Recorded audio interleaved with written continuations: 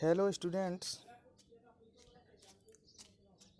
MP TET grade 2 में आए हुए बाल विकास के क्वेश्चनों की जो डिस्कशन सीरीज हमने स्टार्ट की थी, उसमें आज हम कुछ और क्वेश्चनों पर चर्चा करने वाले हैं, जिसमें आज पहला क्वेश्चन है क्वेश्चन नंबर 16 और आज का पहला क्वेश्चन है कि सूचना के संगठित निकायों को निर्दिष्ट करने के लिए किस शब्द का उपयोग किया जाता है जो हमारे नई सूचना के संग्रह, व्याख्या और प्रक्रिया को प्रभावित करता है। देखिए, सूचना के संगठन की बात हो रही है। एक टर्म है जो जीन पियाजे के द्वारा दिया गया है, जिसे हम कहते हैं स्कीमा। ठीक है, इसको रूपरेखा, परिकल्पना, यानी हिंदी में जाने कितने कितने नाम हैं, लेकिन इसका इंग्लिश नाम है स्कीमा। जीन पियाजे ने बताया था कि जो स्कीमा है उसमें बालक अपने जो वातावरण से सूचनाएं ग्रहण करता है उनको संगठित करता है। ठीक है, तो सूचना के संगठन की बात हो रही है, तो इसमें आंसर हो जाएगा हमारा तीसरा स्कीमा। अगला क्वेश्चन हम देखते हैं, किस शब्द का उपयोग स्मृति से सूचना के एक विशेष आइटम को प्राप्त करने की प्रक्रिया को निरूपित करने के लिए किया जाता है? परिज्ञान, पुनर्प्राप्ति संकेत, प्रत्यास्मरण, रिकॉल और पुनर्गठन। देखिए, सूचना को जैसे कोई चीज़ हमारे स्मृति में अचेतन में डली हुई है, अचेतन में जैसे हम किसी चीज़ को याद करते हैं, उसको हम क्या करते हैं, स्मृति में, मेमोरी में जाने के बाद वो अचेतन में चली जाती है।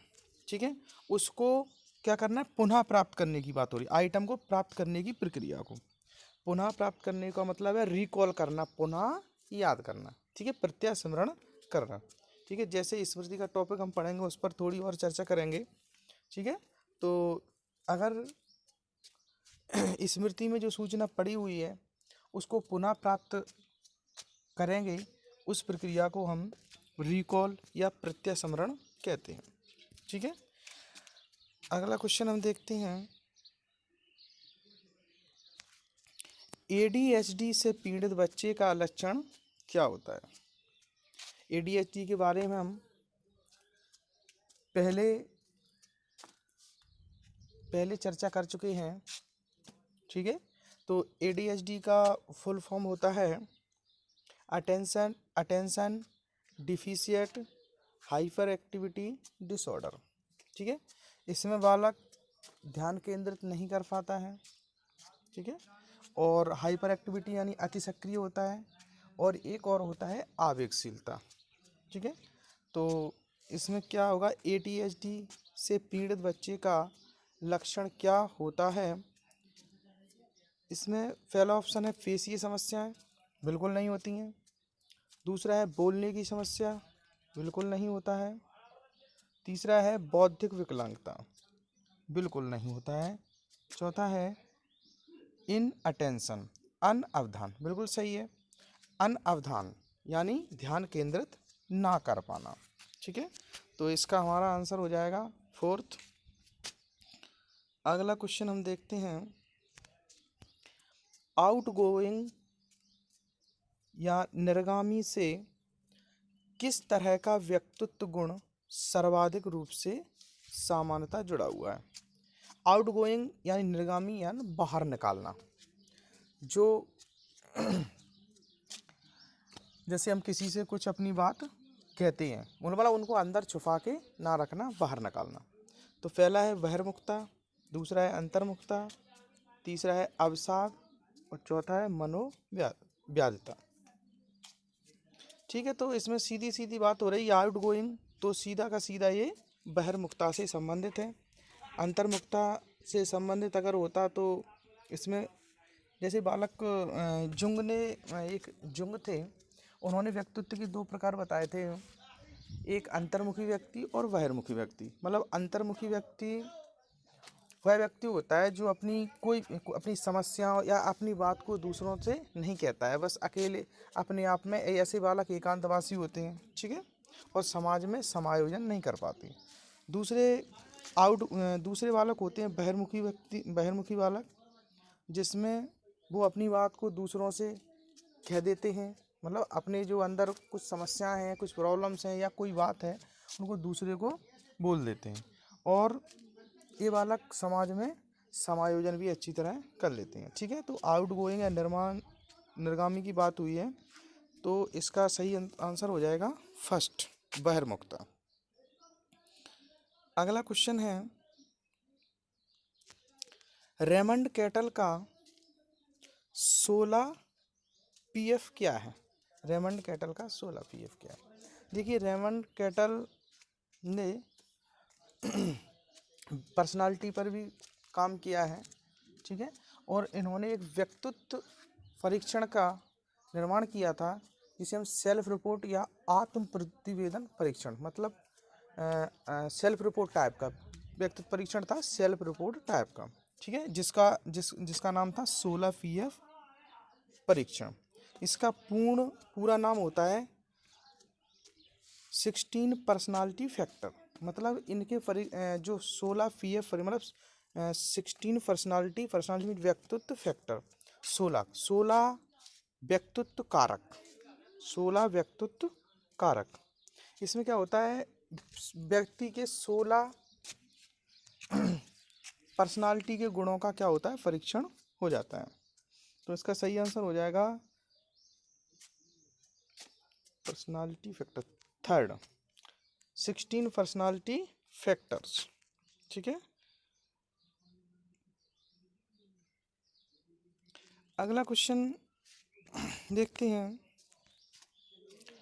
बच्चों में महत्वपूर्ण सोच विकसित करने के लिए शिक्षक को छात्रों को अत्यधिक रिक्त देना चाहिए। बच्चों को क्या महत्वपूर्ण सोच विकसित करने के लिए, टू डेवलप क्रिटिकल थिंकिंग। देखिए, क्रिटिकल महत्वपूर्ण सोच, क्रिटिकल थिंकिंग का मतलब हुआ गहन चिंतन, गहन सोच, गहन चिंतन या आलोचनात्मक चिंतन। ठीक है, तो इसमें बच्चों को क्या देना चाहिए, मतलब उन्होंने कहा कि अगर कोई शिक्षक है वो बालकों में आलोचनात्मक या गहन चिंतन विकसित करना चाहता है, तो उनमें से बालक को क्या देना चाहिए उसे? सबसे पहले व्याख्यान, लेक्चर देना। क्या व्याख्यान के द्वारा आलोचनात्मक चिंतन विकसित किया जा सकता है? बिल्कुल नहीं, व्याख्यान देने से कुछ नहीं होता है। दूसरा है प्रदत्त कार्य या असाइनमेंट। ठीक है, तीसरा है नोट्स लिखाने से क्या आलोचनात्मक चिंतन विकसित हो सकता है? बिल्कुल नहीं हो सकता है। चौथा है अधिरोपण, मतलब जबरदस्ती। ठीक है, और दूसरा पे चर्चा करते हैं प्रदत्तकार असाइनमेंट। बिल्कुल, असाइनमेंट उसकी रुचि के अनुसार होंगे। ठीक है, तो उसमें क्या होगा, आलोचनात्मक चिंतन विकसित हो जाता है। असाइनमेंट क्या होते हैं, बालकों को असाइनमेंट देते हैं, तब कुछ टॉपिक्स उनकी रुचि के आधार पर होते हैं, उसमें वो अपना जो कुछ होता है वो खुद ही करके लाते हैं। ठीक है, तो इसका आंसर हो जाएगा अपना सेकंड। अगला क्वेश्चन हम देखते हैं।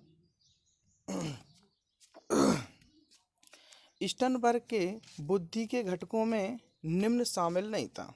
देखिए, रॉबर्ट स्टर्नबर्ग, एक क्वेश्चन पूछा है कि स्टर्नबर्ग का जो एक ट्राई-आर्किक थ्योरी जो सिद्धांत है, जिसमें स्टर्नबर्ग ने 3 प्रकार की बुद्धि बताई है। ठीक है, तो इसमें बताया है कि उनमें से एक नहीं है।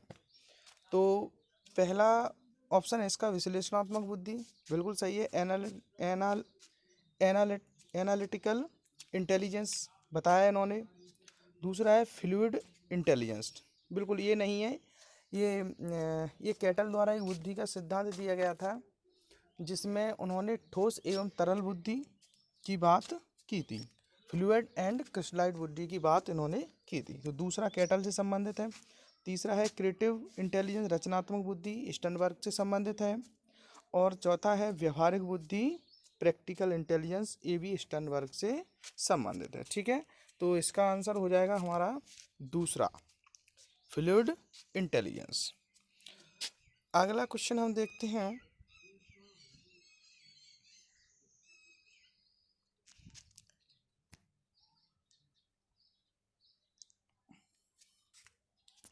अगला क्वेश्चन है, एक शिक्षक कक्षा में आंतरिक प्रेरणा का अभ्यास कैसे करा सकता है? आंतरिक प्रेरणा का अभ्यास कैसे करा सकते हैं? देखिए, जो प्रेरणा होती है या प्रेरणा दो टाइप की होती है, एक आंतरिक प्रेरणा और एक बाहरी प्रेरणा। आंतरिक प्रेरणा में बालक या व्यक्ति ऐसे कार्यों को करना पसंद करता है जिसमें उसे आनंद की प्राप्ति होती है। ठीक है, और बाह्य प्रेरणा में ऐसे कार्य करता है बालक या व्यक्ति जिसका कोई लक्ष्य होता है। ठीक है, लक्ष्य के लिए, मतलब बाहर कोई स्टिमुलेट या उद्दीपक बाहर होगा, उससे को वो पाने के लिए बालक क्या करता है, उस कार्य को करता है। और आंतरिक प्रेरणा में क्या करता है बालक, जिसमें ऐसे कार्यों को करता है जिसमें उसे आनंद की प्राप्ति होती है। ठीक है, जैसे हमें क्या करना है, ग्रेड 3 की तैयारी करनी है। जैसे ग्रेड 3 की जो तैयारी हम कर रहे हैं, ग्रेड 3 क्या है हमारे लिए, जो जॉब है हमारे लिए बाह्य प्रेरक है। ठीक है ना, क्योंकि हम जॉब को पाना चाहते हैं, और अगर हमें पढ़ने में मज़ा आता है, आनंद आता है, ठीक है, तो ये क्या हो जाएगा हमारा आंतरिक प्रेरणा। अब ऑप्शन हम इसमें देखते हैं। पहला ऑप्शन है, कक्षा के अनुशासन को नियंत्रित करने के लिए कक्षा नीतियाँ और नियम निर्धारित करके। बिल्कुल नहीं, ऐसा नहीं होता है। किसी को आंतरिक प्रेरणा, अगर किसी आंतरिक प्रेरणा का अभ्यास कराना है तो ऐसा बिल्कुल नहीं करते हैं। ठीक है, दूसरा है, उच्च लक्ष्य निर्धारित करके और उन्हें उच्च ग्रेड प्राप्त करने के लिए अभ्यास कराना। बिल्कुल नहीं, क्योंकि लक्ष्य अगर होगा तो प्रेरणा कैसी हो जाएगी, बाहरी, और ग्रेड भी प्राप्त करना क्या है, बाहरी प्रेरणा है। ये दो ऑप्शन तो नहीं है। ठीक है, तीसरा है, छात्रों को अपने कार्यों का चयन करने और स्वतः काम करने की अनुमति देकर। अनुमति बिल्कुल हो सकता है। अगला है, छात्रों को पसंदीदा विकल्प बनाने और उन्हें उनकी पसंद के परिणामों के लिए जवाबदेह रखने की अनुमति देकर। बिल्कुल सही है। तीसरा अगर चौथा ऑप्शन ना होता तो तीसरा हमारा बिल्कुल सही होता। इसमें कह रहे हैं चौथे में कि छात्रों को पसंदीदा विकल्प बनाने, बिल्कुल सही है, और उन्हें उनकी पसंद के परिणामों को, मतलब उनके जो पसंद है उनके लिए खुद जवाबदेह, जो परिणाम होंगे उनके लिए खुद ही वो जवाबदेह होंगे। तो इसका सही आंसर हमारा हो जाएगा चौथा। ठीक है, फोर्थ आंसर इसका हो जाएगा हमारा। अगला क्वेश्चन हम देखते हैं,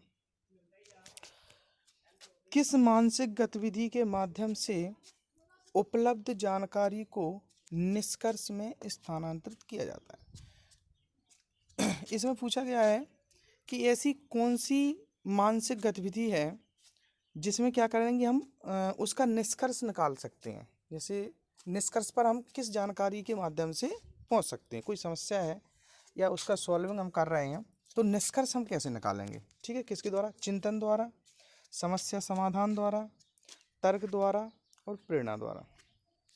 देखिए, चिंतन द्वारा हम निष्कर्ष पर नहीं पहुंच सकते, क्योंकि चिंतन तो गलत भी हो सकता है, धारणा गलत हो सकती है हमारी। ठीक है, और समस्या समाधान, प्रॉब्लम सॉल्विंग द्वारा भी हम क्या करेंगे, निष्कर्ष पर नहीं पहुंचेंगे। ठीक है, रीजनिंग, तर्क, देखिए जब हम किसी का निष्कर्ष निकालते हैं तो हम तर्क करते हैं, हम कहते हैं ना तर्क करके बताइए आप, तो वही तो है निष्कर्ष निकालना।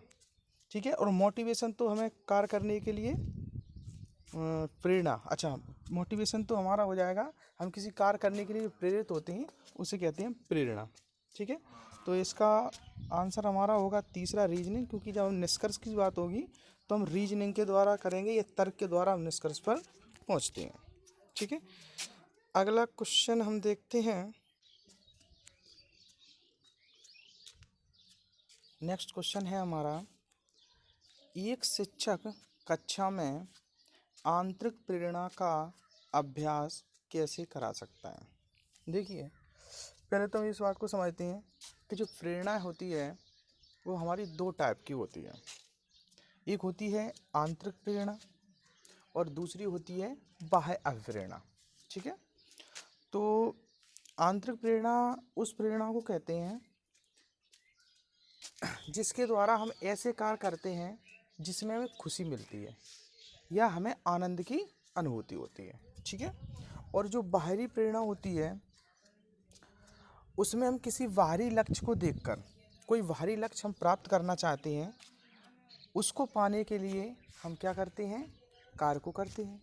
ठीक है, तो आंतरिक प्रेरणा में ऐसी प्रेरणा जो हमें खुशी प्रदान करती है या जो हमें आनंद देती है, वो आंतरिक प्रेरणा। और किसी बाहरी लक्ष्य को पाने के लिए जो प्रेरणा होती है उसे हम कहते हैं बाह्य अभिप्रेरणा। जैसे हम कह सकते हैं, जैसे हम माने आपको कि हम दौड़ते हैं सुबह, ठीक है ना, अगर हम किसी जॉब को पाने के लिए दौड़ रहे हैं जॉब को पाने के लिए, तो वो क्या होगी, हमारी बाहरी प्रेरणा होगी। क्योंकि हो सकता है आपको जॉब को पाने, आपको जगने में प्रॉब्लम आती हो, आपको दौड़ना अच्छा नहीं लगता है, लेकिन हम क्या करते हैं, जॉब को पाने के लिए क्या करते हैं हम, हमें दौड़ना है, हमें मतलब रनिंग करनी है। ठीक है, वो अगर आपको दौड़ने में आनंद आता है, आपको खुशी मिलती है दौड़कर, तो ये क्या हो जाती है, हमारी आंतरिक प्रेरणा। ठीक है, तो अब हम देखते हैं, क्वेश्चन है, एक शिक्षक कक्षा में आंतरिक प्रेरणा का अभ्यास कैसे करा सकता है। तो पहला है, कक्षा के अनुशासन को नियंत्रित करने के लिए कक्षा नीतियाँ और नियम निर्धारित करके। बिल्कुल नहीं, ये तो आंतरिक प्रेरणा है ही नहीं, ये तो बाहरी प्रेरणा है। क्योंकि अनुशासन नियंत्रित करना और दूसरी कक्षा के नियम निर्धारित करना, बिल्कुल ये आंतरिक प्रेरणा नहीं है। दूसरा है, उच्च लक्ष्य निर्धारित करके और उन्हें उच्च ग्रेड प्राप्त करने के लिए अभ्यास कराना। ठीक है, देखिए उच्च लक्ष्य की बात हो गई, तो कहीं ना कहीं ये बाहरी प्रेरणा की बात हो रही है। तीसरा ऑप्शन है हमारा, छात्रों को अपने कार्यों का चयन करने और स्वतः काम करने की अनुमति देकर। ये ऑप्शन हो सकता है हमारा, छात्रों को अपने कार्यों का चयन करने और स्वतः काम करने की अनुमति देकर। अगला ऑप्शन है हमारा, छात्रों को पसंदीदा विकल्प बनाने और उन्हें उनकी पसंद के परिणामों के लिए जवाबदेह रखने की अनुमति देकर। देखिए तीसरा ऑप्शन भी ठीक है, लेकिन कहीं ना कहीं चौथा ऑप्शन तीसरे ऑप्शन पर भारी पड़ रहा है। ठीक है, छात्रों को पसंदीदा विकल्प बनाने। अब देखिए तीसरा ऑप्शन है, उसमें छात्रों को अपने कार्यों का चयन करने, हो सकता है कोई टारगेट प्राप्त करने के लिए, मतलब कोई लक्ष्य प्राप्त करने के लिए वो अपने जो कार्यों को चयन कर रहा है। ठीक है, तो यहाँ पर जो चौथा है, तो इसमें दिया गया है छात्रों को पसंदीदा विकल्प बनाने। ठीक है, पसंदीदा की बात हो रही है, तो विकल्प बना रहे और उनके पसंद के परिणामों के लिए जवाबदेह रखने की अनुमति देकर, उनके परिणामों के लिए भी वो ही जवाबदेह होंगे। ठीक है, तो इसका जो आंसर होगा वो होगा फोर्थ अपना। ठीक है, नेक्स्ट देखते हैं हम, बात हुई है तो इसका सही आंसर हो जाएगा हमारा तीसरा। ठीक है, रीजनिंग। नेक्स्ट क्वेश्चन हम देखते हैं, स्मृति का कौन सा भाग है स्मृति का कौन सा भाग आपके द्वारा शादी के दिन पहने गए कपड़े की स्मृति को संग्रहित करता है। नंबर फर्स्ट है आत्मकथात्मक स्मृति, दूसरा है घोषणात्मक स्मृति, तीसरा है प्रक्रियात्मक स्मृति और चौथा है सहभागी स्मृति।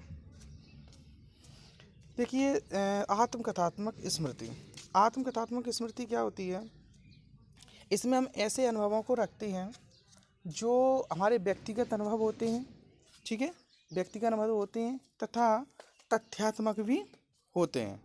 आत्मकथात्मक स्मृति में रखते हैं हम इनको।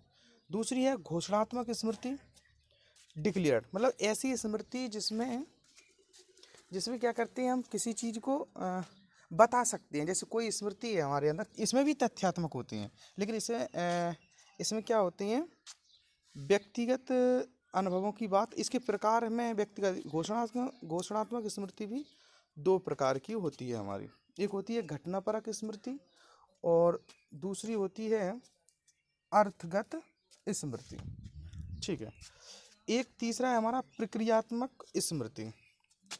इसमें क्या होती है, जब कोई हम ऐसी स्मृति जिसमें हम क्या कर रहे हैं उनको हम बता नहीं सकते दूसरों को। जैसे प्रक्रिया, मतलब इस प्रोड्यूसल होती है, प्रेड्यूरल, ठीक है। प्रक्रियात्मक स्मृति जैसे साइकिल चलाना, आप किसी को बता सकते हैं, मतलब डिक्लेयर नहीं कर सकते उसको हम साइकिल कैसे चलाते हैं, एक पैडल दबाया दूसरा दबाया, ऐसे कोई डिक्लेयर नहीं कर सकते उसको हम, ठीक है।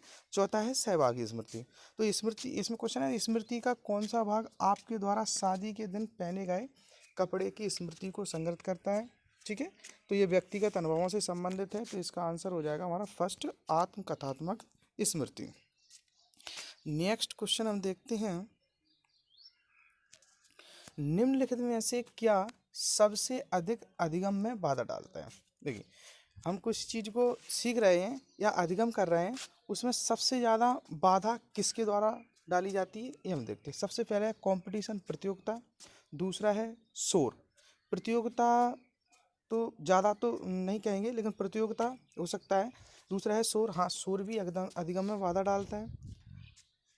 तीसरा है अपना उदासी, ये भी डाल सकता है। और चौथा है थकान। देखिए, पहला दूसरा तो ऑप्शन हट ही जाएंगे, सबसे ज़्यादा की बात हुई है, तो उदासी और थकान। थकान भी क्या होती है, अधिगम की प्रक्रिया में क्या करती है, बाधा डालती है, ठीक है। तो उदासी और थकान दोनों, तो उदासी ज़्यादा अच्छा आंसर होगा इसका, क्योंकि वैसे तो तीनों है, शोर भी डालता है और उदासी थकान। उदासी मीन्स पहले से ही कार्य करने के लिए क्या होंगे, हम तैयार नहीं होंगे, ठीक है, इसलिए उदासी। और थकान तो कार्य करने के बाद की बात है, ठीक है। तो इसलिए हमारा कौन सा आंसर हो जाएगा, दूसरा, उदासी। कार्य करने के लिए हम तैयार ही नहीं होंगे पहले, ठीक है ना। अब नेक्स्ट क्वेश्चन है हमारा, निम्नलिखित में से कौन सी एक गौण यौन विशेषता है जो यौवन के दौरान महिलाओं में विकसित होती है, ठीक है। देखिए, दो प्रकार के लैंगिक लक्षण बोलते हैं, जो सेक्सुअल कैरेक्टर्स होते हैं, जो दो टाइप के होते हैं। एक होते हैं प्राथमिक, एक द्वितीयक। प्राथमिक वो होते हैं जो सीधे के सीधे रिप्रोडक्शन से संबंधित होते हैं, ठीक है ना, जनन से संबंधित होते हैं डायरेक्ट। और दूसरे जो सेकेंडरी सेक्सुअल जो द्वितीयक लैंगिक लक्षण होते हैं या गौण लैंगिक लक्षण होते हैं, वो बाहरी रूपरेखा कह सकते हैं हम उनको। जैसे पहला है अंडाशय का विकास, ये तो प्राथमिक है। दूसरा है रजोदर्शन यानी मेनार्की, ये भी है हमारा प्राथमिक है। और ये ग्रोथ ऑफ बॉडी हेयर, ये हमारा द्वितीयक लैंगिक लक्षण है। और अच्छा, महिलाओं का देखना है इसमें, तो ये है। और चौथा है हमारा आवाज़ का गहरा होना। तो आवाज़ का गहरा होना ये पुरुषों का द्वितीयक लैंगिक लक्षण है, ठीक है। तो इसमें महिलाओं की बात हुई है, तो इसमें हो जाएगा हमारा शरीर के बालों का बढ़ना, ये हो जाएगा हमारा महिलाओं में। क्वेश्चन है, निम्नलिखित में से कौन सी एक गौण यौन विशेषता है जो यौवन के दौरान महिलाओं में विकसित होती है।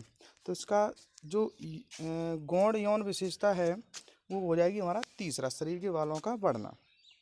नेक्स्ट क्वेश्चन हम देखते हैं, निम्न में से कौन सी पालन पोषण शैली अधिक उत्साह और अधिक नियंत्रण की विशेषता है। अधिक उत्साह और अधिक नियंत्रण की विशेषता है। देखिए, एक क्वेश्चन है पेरेंटिंग स्टाइल से। 4 प्रकार के पेरेंटिंग स्टाइल होती है, ठीक है। बाय लो वार्मथ एंड, देखिए, which of the following is a parenting style characterised by low warmth and high control. देखिए इसमें इंग्लिश में और हिंदी में थोड़ा अंतर है। तो यहाँ पर लो वार्म दी है और यहाँ दिया है अधिक उत्साह, तो ये गलत है। यहाँ निम्न उत्साह होना चाहिए था। ठीक है, देखो low warm and high control, low warmth and high control, यहाँ दिया है अधिक उत्साह अधिक नियंत्रण। ठीक है, तो इंग्लिश का टर्म का आंसर सही माना जाता है, क्योंकि हिंदी के हिसाब से आंसर और कुछ निकलेगा और इंग्लिश के हिसाब से और कुछ निकलेगा। तो इसका आपको देखना है निम्न उत्साह और अधिक नियंत्रण। ठीक है, देखिए पहले दो प्रकार, एक पालन पोषण होता है हमारा अथॉरिटेटिव पालन पोषण, आधिकारक पालन पोषण। ठीक है, और एक होता है अथॉरिटोरियन पालन पोषण, आधिकारिक पालन पोषण, अधिकारवादी पालन पोषण, और एक होता है अनुमोदक पालन पोषण। ठीक है ना, और एक होता है इनवॉल्व, मतलब ऐसे पेरेंट जो बच्चे की पालन पोषण में कोई ध्यान ही नहीं देते हैं। ठीक है, इनको हम क्या कहते हैं, लापरवाह कह सकते हैं, लापरवाही एक तरह से। ठीक है, पहला जो आधिकारिक पालन पोषण होता है अथॉरिटेटिव पालन पोषण, एक अथॉरिटेटिव। अच्छा, अथॉरिटेटिव पालन पोषण होता है, इसमें क्या होता है उच्च उत्साह, उच्च उत्साह मतलब अधिक उत्साह और अधिक नियंत्रण की बात होती है। मतलब ऐसे माता पिता जो बालकों को क्या करते हैं, इनके नियम कैसे होंगे, कड़े होंगे, मतलब नियम इनके कैसे होंगे, अधिक नियम, मतलब ज़्यादा टाइट नियम होंगे इनके। ठीक है, लेकिन ये क्या करते हैं, नियम को फॉलो कराने में बच्चों से क्या करते हैं, हेल्प करते हैं, उनको नियमों को समझाते हैं और उनसे नियमों को फॉलो कराते हैं। ठीक है, और एक होता है हमारा अथॉरिटेरियन यानी अधिकारवादी पालन पोषण। ठीक है, इसमें क्या होता है लो वार्मथ और हाई कंट्रोल, मतलब निम्न उत्साह और अधिक नियंत्रण। सीधी बात है, ये क्या करती हैं, इनके नियम तो बहुत टाइट होंगे, कठोर नियम होंगे, इनके नियम कठोर होंगे, लेकिन ये बच्चों से नियम को फॉलो कराना मतलब समझाएंगे नहीं उनको। ठीक है, जैसे जो पहले हमने बताया था उसमें क्या होता है, दोनों चीज़ें होती हैं, ये नियम को, इनके नियम कठोर भी होते हैं, पहले वाले के जो आधिकारिक पालन पोषण, इनके नियम कठोर भी होते हैं, लेकिन बच्चों से क्या होती है, नियम को फॉलो करवाते हैं। ठीक है, फॉलो करवाते हैं, समझाते हैं, नियम को बताते हैं। और ये जो अधिकारवादी पालन पोषण होता है, इनमें क्या करते हैं पेरेंट्स, इनमें नियम तो कठोर होते हैं लेकिन बच्चों का कोई सहयोग नहीं करते हैं। ठीक है, और एक होता है हमारा जो इनवॉल्व बोलती हैं, उनमें ना तो उत्साह, मतलब निम्न उत्साह और निम्न नियंत्रण होगा, उसमें कुछ नहीं होगा, ना तो नियम होंगे, मतलब ध्यान ही नहीं देंगे, सीधी बात है।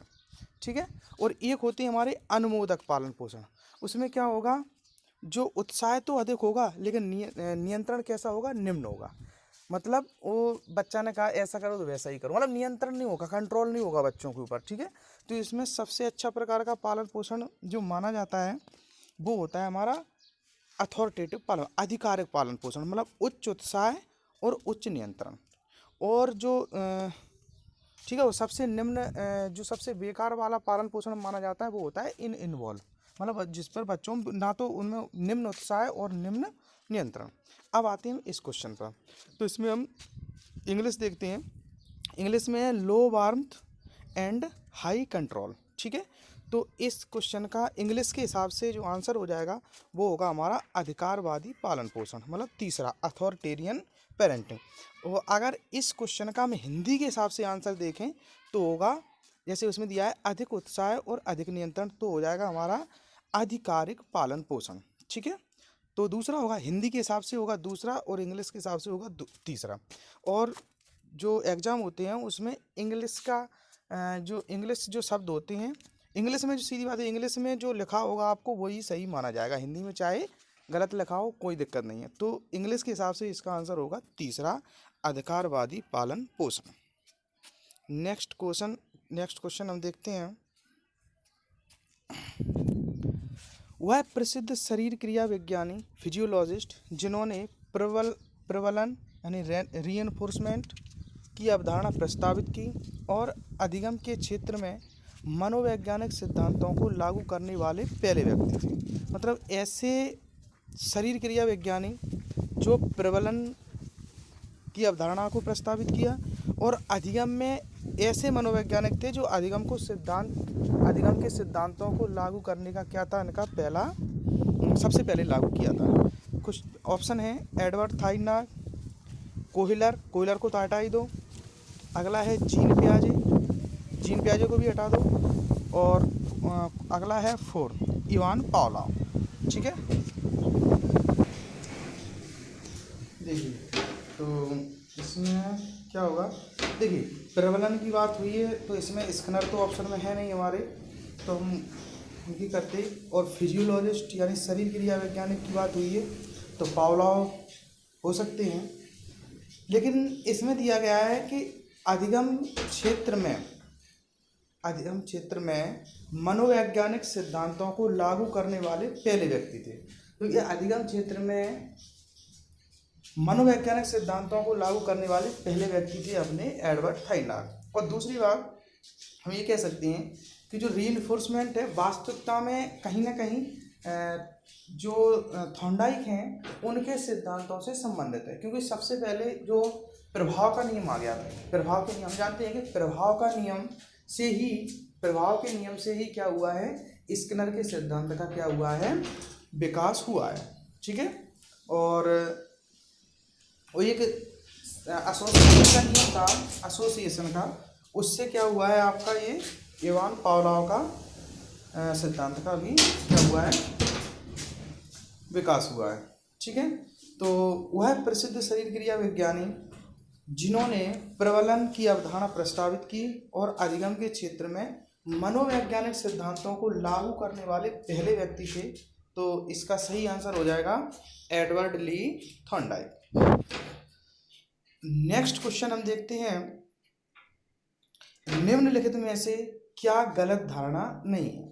निम्नलिखित में से क्या गलत धारणा नहीं है, मतलब 3 धारणाएं ऐसी हैं जो गलत हैं। ठीक है, 3 मतलब मिसकंसेप्शन है। पहली जो 3 धारणा है वो मिसकंसेप्शन है, और एक धारणा है, सॉरी, जो 3 धारणा है वो सही है, और एक धारणा है गलत धारणा नहीं है। क्या है क्वेश्चन, निम्नलिखित में से क्या गलत धारणा नहीं है।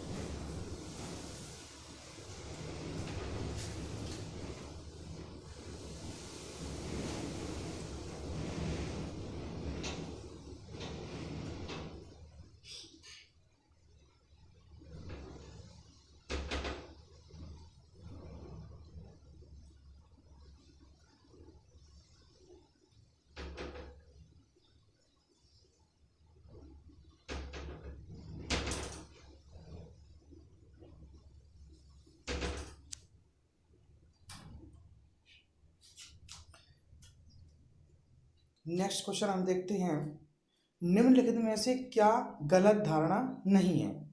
विच of the following is not a form of misconception. Question इसमें ये पूछ रहा है कि ऐसी मतलब ऐसी इसमें से एक ऐसी है जो मिसकंसेप्शन नहीं हो सकता है, मिसकंसेप्शन नहीं हो सकता है। और 3 जो ऑप्शन है उसमें ए है, इनमें हम मिसकंसेप्शन कर सकते हैं, मतलब गलत धारणा बना सकते हैं, और एक ऐसा है जिसमें गलत धारणा नहीं बना सकते हैं। तो सबसे पहले है अवैज्ञानिक मान्यताएं। बिल्कुल, इसमें हम मिसकंसेप्शन हो सकते हैं, गलत धारणाएं बना सकते हैं। जैसे हम किसी चीज़ को बिना तर्क के आधार पर अगर हम सोचते हैं तो क्या होती है, अवैज्ञानिक होती हैं, और अगर तर्क के साथ सोचेंगे तो वैज्ञानिक होंगी। तो इसमें हम बना सकते हैं गलत धारणा। दूसरा है संज्ञानात्मक परस्पर विरोधी विचार। देखिए इसमें, देखिए संज्ञानात्मक परस्पर विरोधी विचार, इसमें मिसकंसेप्शन नहीं हो सकता है। कैसे, जैसे हम देखते हैं कि एक चीज़ के लिए हमने तर्क के आधार पर कोई निष्कर्ष निकाल लिया, मतलब एक कोई सूचना है जिसके लिए हम तर्क प्रस्तुत करते हैं, जिसके लिए हमारे पास तर्क हैं। ठीक है, उसको निष्कर्ष तक ले जाने के लिए, और उसी के लिए ऐसी ही दूसरी धारणा है, उसके लिए भी हमारे पास तर्क है। ठीक है ना, तो ये नहीं हो सकता है।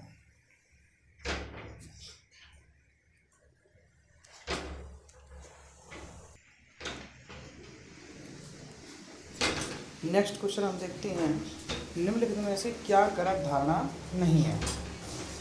विच of the following is not a form of misconception. देखिए इसमें क्वेश्चन पूछ रहा है कि निम्नलिखित में से क्या गलत धारणा नहीं है, ठीक है, मिसकंसेप्शन नहीं।